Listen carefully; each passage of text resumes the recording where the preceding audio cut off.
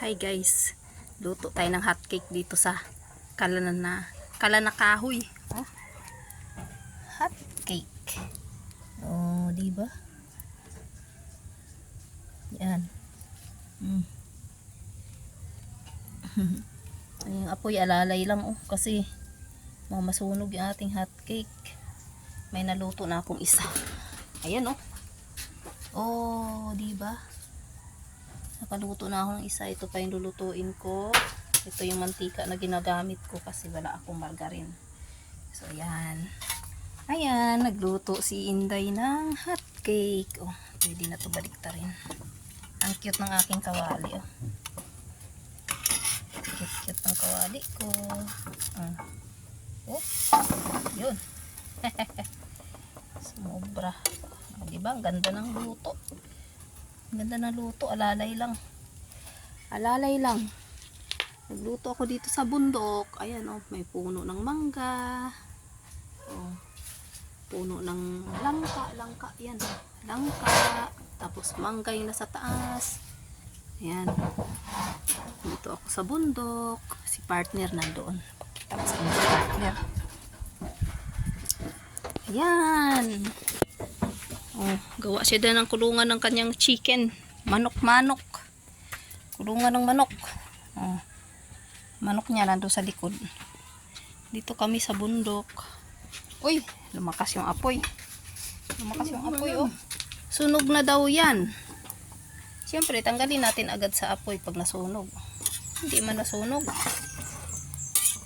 Dahil ang nipis ng ating kawali. Hindi man. Alalay lang. Para lang maluto.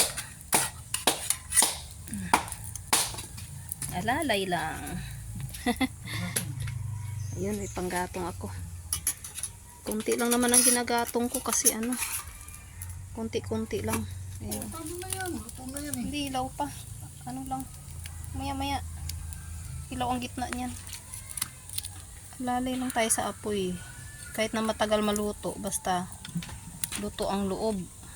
Yun yung kagandahan. Ha? Ganda ng aking lutuan oh.